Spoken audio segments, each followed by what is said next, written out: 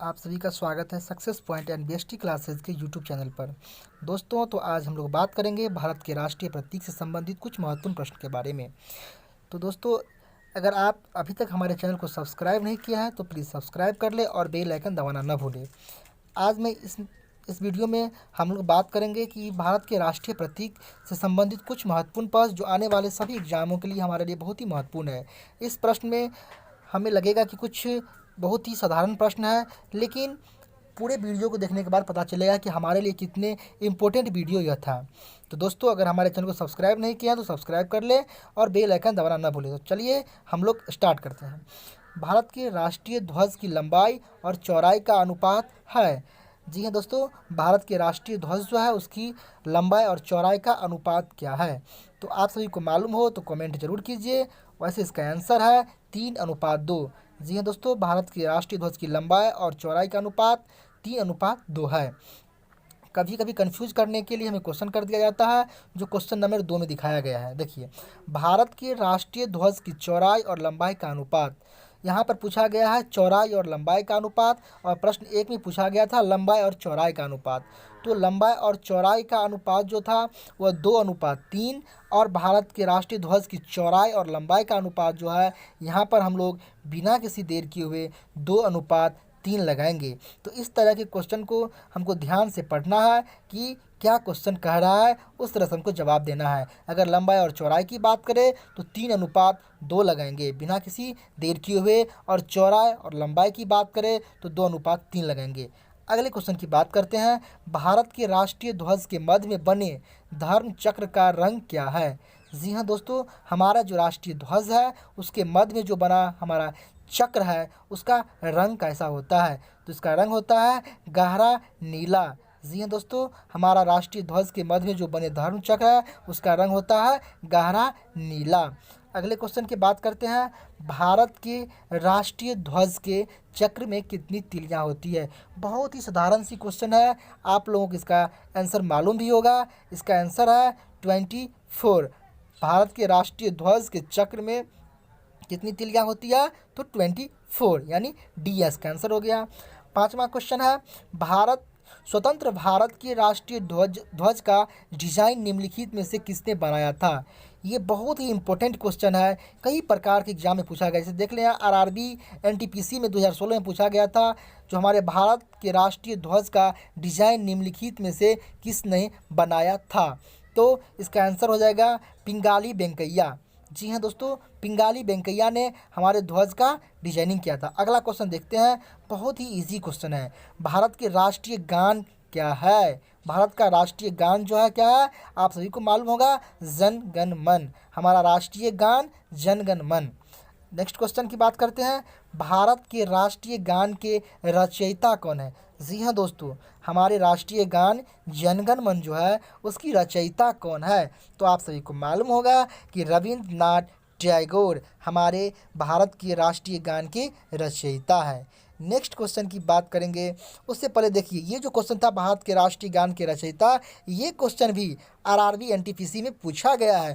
तो हम लोग को ये नहीं देखना है कि बहुत ही साधारण सी क्वेश्चन है, हर क्वेश्चन को ध्यान में रखकर चलना है। अगला क्वेश्चन, राष्ट्रीय गान जनगण मन सर्वप्रथम कब और कहाँ गाया गया था? ये बहुत ही इंपॉर्टेंट क्वेश्चन है, कई एग्जाम में बार बार आ जाता है और हम लोग फंस जाते हैं इस तरह के क्वेश्चन में। हमारा राष्ट्रीय गान जनगण मन जो है सर्वप्रथम कब और कहाँ गाया गया था? तो 1911 कोलकाता में। जी हाँ दोस्तों, 1911 कोलकाता में। नेक्स्ट क्वेश्चन की बात करते हैं। 9, भारत के राष्ट्रीय गान जनगण मन को संपूर्ण रूप से गाने में कितना समय लगता है?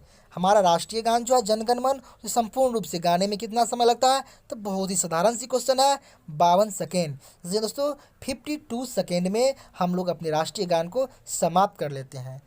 10वां क्वेश्चन है, भारत का राष्ट्रीय गीत क्या है? भारत का राष्ट्रीय गीत, राष्ट्रीय गान था जनगण मन और यहाँ पर राष्ट्रीय गीत की बात करते हैं तो वंदे मातरम।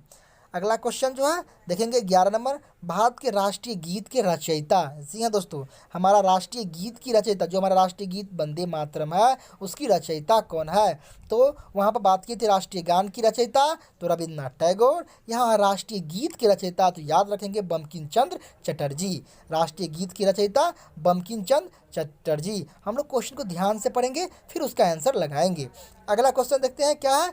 12 नंबर क्वेश्चन पे आएंगे हम लोग, भारत के राष्ट्रीय गीत के गायन की अवधि। जी हाँ दोस्तों, वहाँ पर भारत के राष्ट्रीय गान का गायन की अवधि 52 सेकेंड था। यहाँ पर भारत के राष्ट्रीय गीत के गायन की अवधि की बात कर रहे हैं तो 65 सेकेंड, 65 सेकेंड। राष्ट्रीय गीत जो है 55 सेकेंड में हम लोग समाप्त कर लेते हैं, और वहाँ पर बात किए थे राष्ट्रीय गान की, जो 52 सेकेंड में होता है। नेक्स्ट क्वेश्चन देखते हैं 13 नंबर, भारत का राष्ट्रीय गीत वंदे मातरम सर्वप्रथम कब गाया गया था? देखिए दोस्तों, क्वेश्चन को कितना मिला कर लिया गया है। वहाँ पर राष्ट्रीय गान सबसे पहले कहाँ गाया गया था, तो बात किए थे कोलकाता में गाया गया था। और यहाँ पर बात करेंगे राष्ट्रीय गीत वंदे मातरम सर्वप्रथम 1896 ईस्वी में गाया गया था। नेक्स्ट क्वेश्चन की बात करते हैं 14, भारत का राष्ट्रीय गीत वंदे मातरम किस ग्रंथ से संकलित है? हमारा जो राष्ट्रीय गीत वंदे मातरम है किस ग्रंथ से संकलित है, कहाँ से लिया गया है? तो ये लिया गया है आनंद मठ से। ये हमारा राष्ट्रीय गीत वंदे मातरम जिसकी रचयिता है, जो आनंद मठ से लिया गया है, जिसकी रचयिता भी बात किए थे हम लोग बंकिम चंद्र चटर्जी। अगला क्वेश्चन, आकाशवाणी और दूरदर्शन के दैनिक कार्यक्रमों की शुरुआत किससे होता है? आकाशवाणी और दूरदर्शन पर जितने भी दैनिक कार्यक्रम होती है उसकी शुरुआत कहाँ से होती है, किस चीज़ से होती है? तो यहाँ पर होगा राष्ट्रीय गीत की जो धुन होता है उससे शुरुआत होता है हमारा क्या, तो किसी भी आकाशवाणी और दूरदर्शन की दैनिक कार्यक्रम। 16 नंबर क्वेश्चन की बात करते हैं, सारनाथ स्थित राष्ट्रीय स्तंभ का कौन सा भाग, सारनाथ स्थित राष्ट्रीय स्तंभ का कौन सा भाग राष्ट्रीय प्रतीक चिन्ह के रूप में लिया गया है? जो हमारे राष्ट्रीय प्रतीक चिन्ह है उसका कौन सा भाग जो है वह सारनाथ स्थित से लिया गया है? सारनाथ स्थित राष्ट्रीय स्तंभ का कौन सा भाग राष्ट्रीय प्रतीक चिन्ह के रूप में लिया गया है? जो अशोक किलाट से लिया गया है। याद रखिएगा दोस्त, कहाँ से लिया गया है? अशोक किलाट से। वह शीर्ष भाग है। कौन सी भाग है? शीर्ष भाग, जो अशोक किलाट से लिया गया है, सारनाथ में स्थित है। नेक्स्ट क्वेश्चन की बात करते हैं 17 नंबर क्वेश्चन, भारत के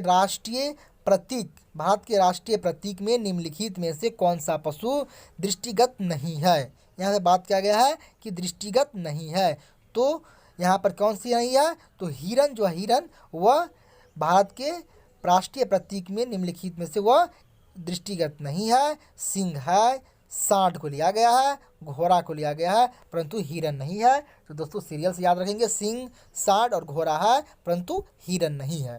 नेक्स्ट क्वेश्चन की बात करते हैं 18 नंबर, भारत के राष्ट्रीय प्रतीक चिन्ह में कितने शेर दिखाई देते हैं? यहाँ पर दिखाई देने की बात कर रहा है। भारत के राष्ट्रीय प्रतीक में कितने शेर दिखाई देते हैं? तो दिखाई देने की जब भी बात पूछे तो हमारे राष्ट्रीय प्रतीक में 3 शेर दिखाई देते हैं, 3 शेर। और नेक्स्ट क्वेश्चन में देखिए क्या पूछ रहा है, भारत का राज चिन्ह अशोक महान द्वारा सारनाथ में स्थापित सिंह स्तंभ से लिया गया है। बात किए, और इस राज चिन्ह में मूल स्तंभ में कितने सिंह हैं, वहाँ पर दिखाई देने की बात कर रहा था, और यहाँ पर बात कर रहा कि कितने सिंह हैं, तो 4। कितने हैं? 4, क्योंकि हमारा स्तंभ का पिछला भाग नहीं दिखाई देता है, तो इसलिए वहाँ पर दिखाई देने की बात में 3 लगाएंगे, और जब बात होगा तो यहाँ पर टोटल पूछा जाए कितना है, तो 4 सिंह हमारे अशोक महान द्वारा जो सारनाथ में स्थापित है उसमें लिया गया है।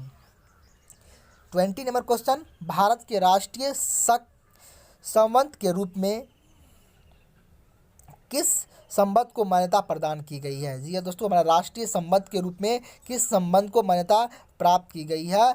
तो इसका आंसर हो जाएगा शक संबंध। शक संबंध को हमारे राष्ट्रीय संबंध के रूप में मान्यता दी गई है, शक संबंध। तो याद रखिए शक संबंध। नेक्स्ट क्वेश्चन, शक संबंध पर आधारित राष्ट्रीय पंचांग का प्रथम मास क्या होता है? जी हाँ दोस्तों, शक संबंध पर आधारित जो है राष्ट्रीय पंचांग, उसका प्रथम मास क्या होता है? तो जैसे जनवरी से हम लोग अंग्रेजी महीना का स्टार्ट करते हैं, उसे नहीं है। शक संबंध का आधारित प्रथम मास जो है वह चैत है, चैत।